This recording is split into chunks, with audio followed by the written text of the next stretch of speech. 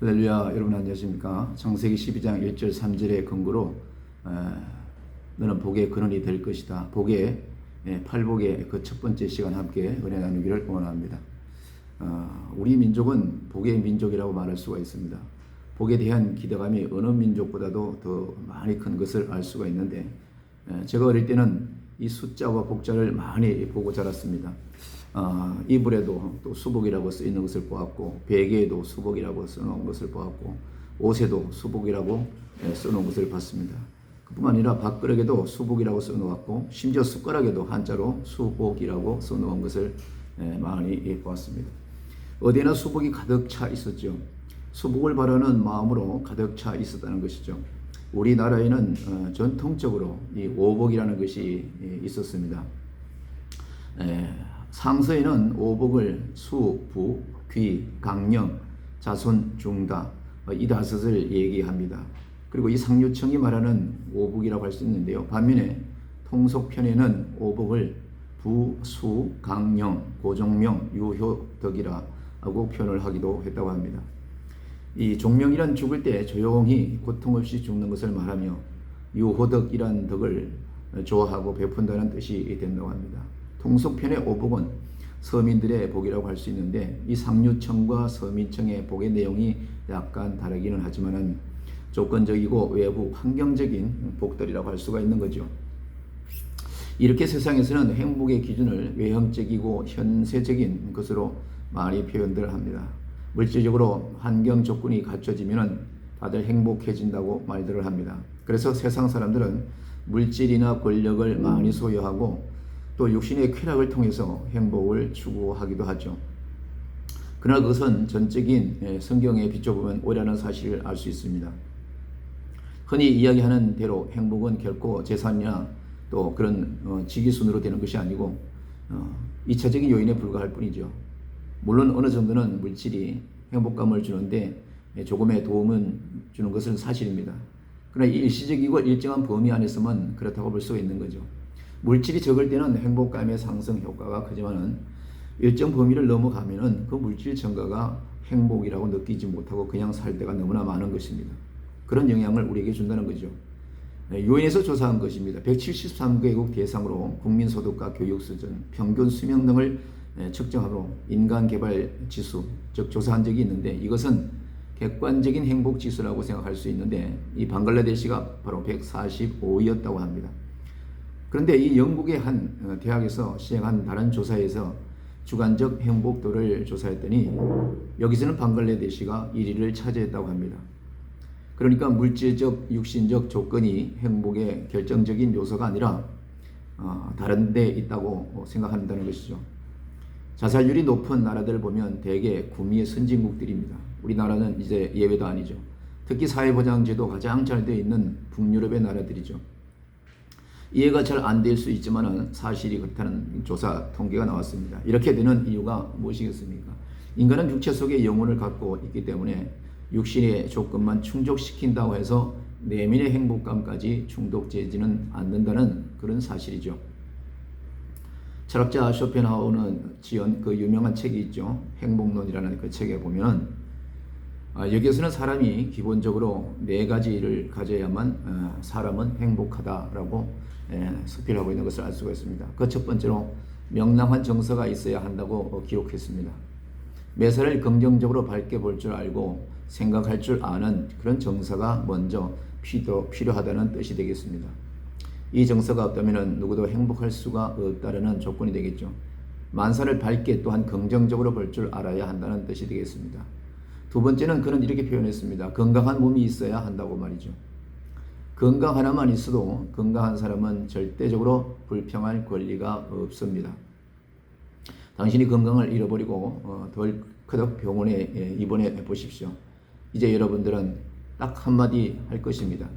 아무것도 없어도 좋으니 건강 하나만은 정말 다시 한번 회복해 보고 싶다. 이런 소망이 아마 입에서 절로 나올 수가 있을 것입니다. 또 그런가 하면 정서적 평온이 있어야 한다고 그는 기록하고 있습니다. 만족을 아는 정신적 자세를 말하죠. 이만하면 행복하다, 이만하면 넉넉하다는 그런 마음입니다. 사도 바울의 교훈이 바로 여기에 있습니다. 빌립보서 4장 11절에서 11절 말씀 보면 내가 궁핍함으로 말하는 것이 아니라 어떠한 형편에든지 내가 자족하기를 배웠노니 내가 비천에 처할 줄도 알고 또 풍부에 처할 줄도 알아. 모든 일에 배우며 배부르며 배고픔과 풍부한 궁핍에도 일체의 비결을 배우노라 라고 그는 말했습니다. 그리고 나아가서 약간의 외부 자산이 필요하다고 말했죠. 그는 자신에 대해서 이 재산이라고 하는 것은 세 가지가 있다라고 말했습니다. 먼저는 당연히 필요한 재산. 이것은 일용할 양식이죠. 꼭 필요한 재산. 그 두 번째는 이유 있는 재산, 여유 있는 재산. 그래서 남에게 베푸는 거예요. 주고 싶을 때 주고 쓰고 싶을 때 쓸 수 있는 그런 여유 자금 말이죠. 그런 여유 이런 건 꼭 우리에게 다 필요하죠. 그래서 이 에베소서에 보면 구제할 것이 있게 하기 위하여 일하라 라고 성경은 말하고 있습니다. 구제하기 위하여. 내가 먹고 살기 위해서 일하는 것이 아니라 구제하기 위하여, 남을 돕기 위하여 일하는 그런 준비 자세가 있어야 된다고 성경은 얘기하고 있습니다. 이런 이유는 베푼다는 뜻이 되겠죠. 불필요한 재산이 있다고 했어요. 불필요한 재산, 이 재산 때문에 근심도 많고 걱정도 많고 건강도 잃어버리고 가정도 잃어버리고 자기의 명예도 다 잃어버리는 사람이 우리 주변에 참으로 많습니다. 자기가 필요한 자산 외에 더 가지고 있음으로 인해서 생겨나는 여러 가지 일들이 얼마나 많은지 모릅니다. 이것으로 인하여 행복이 아니라 불행이 찾아오게 되는 것을 알 수가 있죠. 물질 많은 사람들이 왜 자살을 하고 있습니까?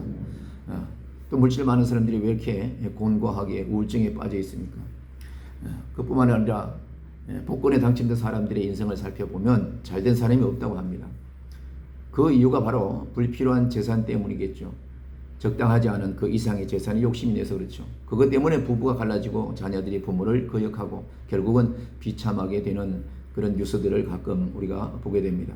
저는 이 철학자의 행복론에 대하여 많은 공감을 갖고 있습니다. 그러나 한 가지 문제를 지적하라고 한다면 그러한 행복을 얻기 위하여 우리가 무엇을 하느냐는 문제에 대한 답을 주지 못하고 있다는 것입니다. 철학자들이 문제는 많이 제기합니다. 그 방법은 알지 못합니다. 인생에 있는 많은 고민들은 드러내지만은 그 문제 해결책은 제시할 수 없다는 것이 되겠죠. 저는 오늘 쇼펜하우어가 말하는 행복론의 궁극적인 이 해결책은 바로 오늘 본문의 말씀에서 찾을 수 있다고 저는 나름대로 믿습니다. 명랑한 정서, 건강한 몸과 마음, 또 만족하는 자세, 그리고 남을 베풀 수 있는 자산 등은 하나님께서 아브라함에게 주신 복의 선언 속에서 다 찾아볼 수가 있기 때문인 것입니다. 하나님은 아브라함에게 놀라운 말씀을 주셨습니다. 본문 말씀은 너무나도 잘 아는 말씀이라는 우리는 소홀히 넘어가기 쉽지 않은, 그러나 2006년도부터 이 시간까지 오늘 여러분에게 다시 한번 이 말씀의 놀라운 축복을 함께 나누는 그런 시간 되길 원합니다. 본문 속에서 두 가지 말씀을 축복을 말씀드리고 싶습니다. 첫째는 바로 2절의 말씀인데요. 너는 복의 근원이 될지어다 라는 이 말씀입니다. 이 말씀이 무슨 뜻일까요? 킹 제임스 성경에서는 너는 복이 되리라 이렇게 말하고 있습니다. 다시 말하면 thou shalt be a blessing 이라고 하였습니다. 바로 아브라함 자신이 복이 된다는 그런 뜻이죠. 하나님은 아브라함을 복으로 부르셨습니다. 그의 인생을 바꿔놓으셨죠. 어떻게 그러한 일이 가능합니까? 그것은 바로 아브라함의 신분이 달라졌기 때문인 것입니다. 이전에는 하나님과 무관한 삶을 살고 있었으나 하나님을 만나고 나서는 이제부터는 하나님의 부르심을 입고 하나님의 백성이 되었기 때문에 그의 존재가 달라졌다고 하는 것이죠. 저는 이것을 존재의 축복이라고 부르고 싶습니다. 이 축복이야말로 가장 근본적이면서 가장 중요한 축복이 아닐까 싶습니다. 철학자 에리히 프롬의 저서 가운데 이런 얘기가 있죠. To have or to be라고, 소유와 존재라고 하는 책이 있습니다. 거기서 유명한 말이 있습니다. 인간의 타락 원인은 바벨탑 비전에서 비롯됐다. 그렇습니다. 인간이 바벨탑을 만들 때의 일을 생각해 보시기 바랍니다. 신할 광야로 가서 바벨탑을 높이 쌓아서 하늘까지 쌓아서 흩어짐을 면하자. 안정과 번영을 누리자 그랬습니다. 이것이 바로 인간들의 욕심이죠. 이 교만이 오늘도 세계를 망치고 있다는 것이죠.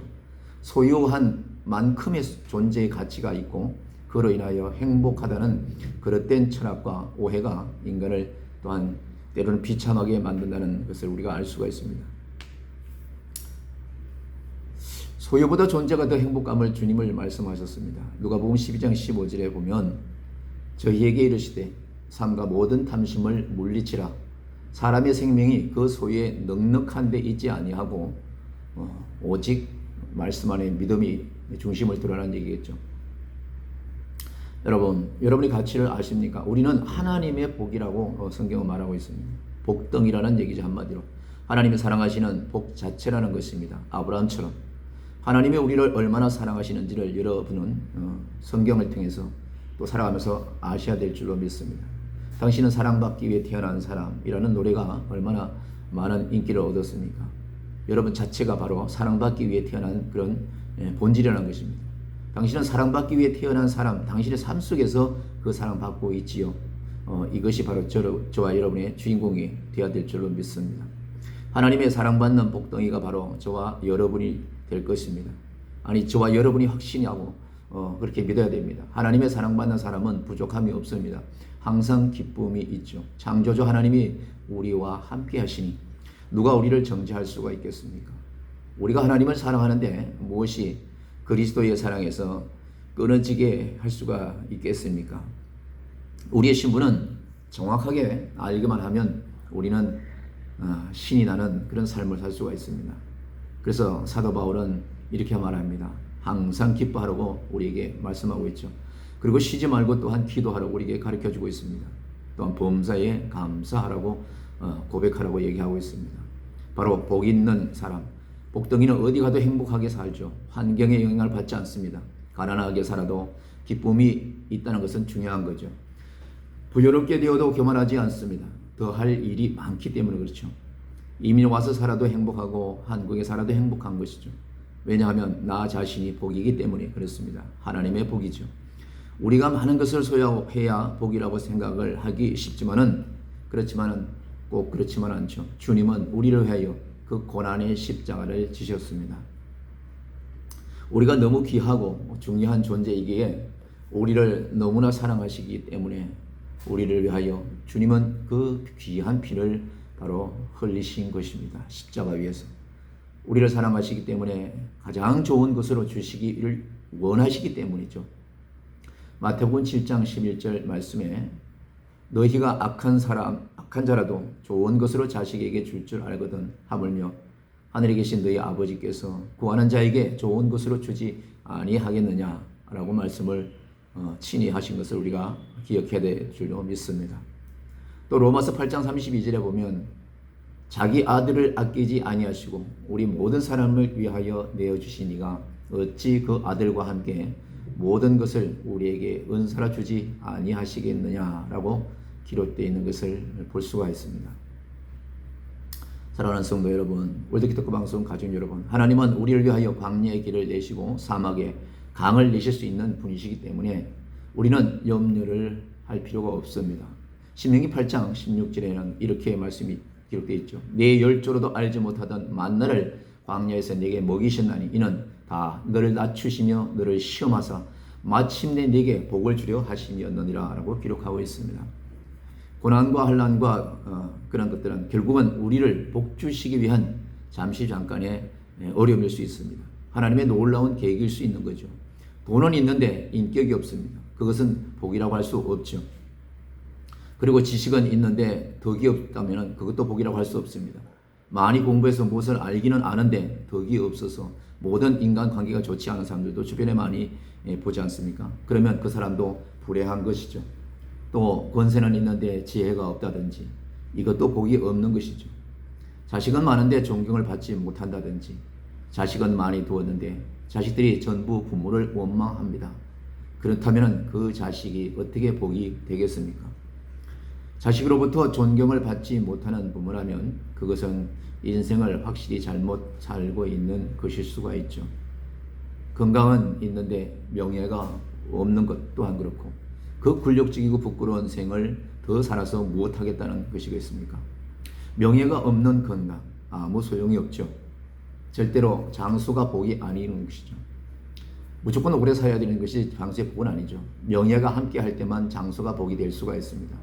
그래서 우리 자신이 복이 되면 우리의 인격이 달라져야 한다는 것입니다. 우리의 성품이 달라져야 하는 것이죠. 그것은 하나님을 믿는 마음에, 하나님을 믿는 그 믿음에서 나오는 신앙의 원초적인 본질이라고 할 수 있는 것입니다. 바로 그것이 우리를 가능하게 할 것입니다. 바로 새로운 피조물이 될 때 우리는 존재적 축복을 받을 수가 있는 것입니다. 두 번째 축복은 사명적 축복입니다. 오늘 본문의 3절을 보면 땅의 모든 족속이 너를 인하여 복을 얻을 것이니라 라고 기록하고 있습니다. 이 말씀은 바로 내가 내 자신이 하나님의 복을 받는 이유, 즉 하나님의 복덩이가 된 이유는 바로 다른 사람을 축복하기 위한 사명을 말씀하고 있습니다. 내가 복의 근원이 되어 다른 사람을 축복하는 것, 이것이 바로 위대한 축복 선언인 것이죠. 킹 제임스 성경은 이렇게 표현합니다. 내 안에서 땅의 모든 가족이 복을 받으리라 라고 기록하고 있습니다. 너를 통하여 세상 모든 사람들이 복을 받을 것이다 라는 뜻이 되겠습니다. 복의 근원이란 말은 복의 근원지 혹은 복의 통로가 된다는 뜻이기도 하죠.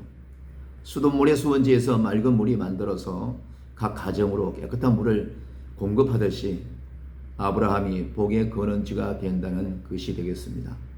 아브라함을 통해서 하늘의 복이 이 땅에 전달된다는 뜻이 되겠죠.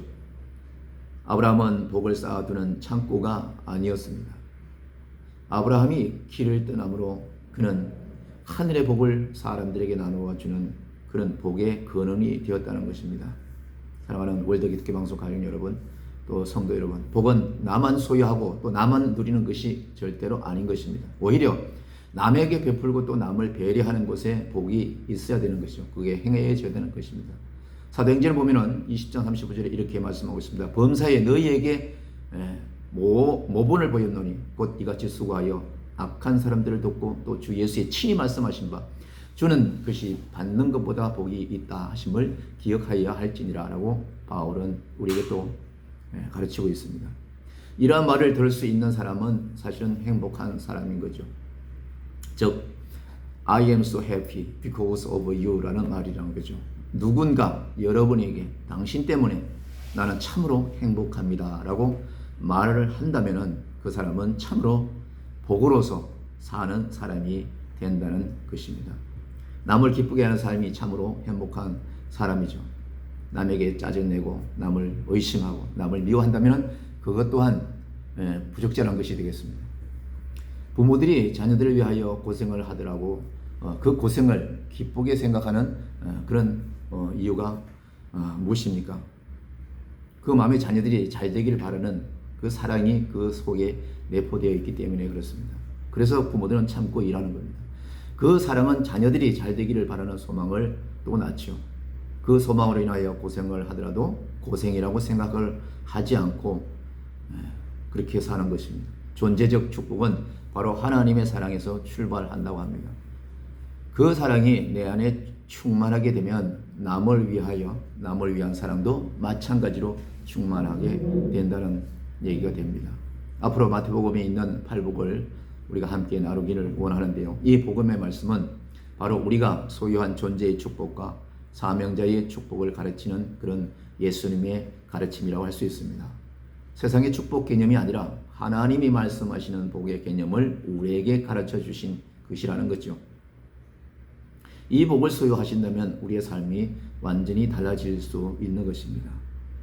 저는 우리 모두가 하나님의 무한하신 축복을 받기를 원하고 있습니다. 세계적으로 베스트셀러였던 에리 프롬의 그 소유냐 존재냐 To have or to be 이라는 그 책에는요, 사람의 삶의 방식을 두 가지로 설명하였습니다. 하나는 소유에 집착하는 삶의 방식이라는 거죠. 이런 사람은 사람이 가지고 있는 것에 의해서 사람을 평가한다고 합니다. 즉 어떤 경력과 능력을 갖고 있는지, 또 어떤 배경과 성장 환경을 갖고 있는지, 자동차는 어떤 것을 타고 다니는지, 집은 몇 평에 사는지, 뭐 이러한 것, 이런 걸 가지고 상대를 평가한다는 거죠. 이런 걸 가지고 사람의 가치를 평가하는 삶을 말하는 것입니다. 현대인들 가운데 이렇게 살아가는 사람들이 대다수라고 볼 수가 있죠. 또 하나는 존재의 의미를 두고 살아가는 방식입니다.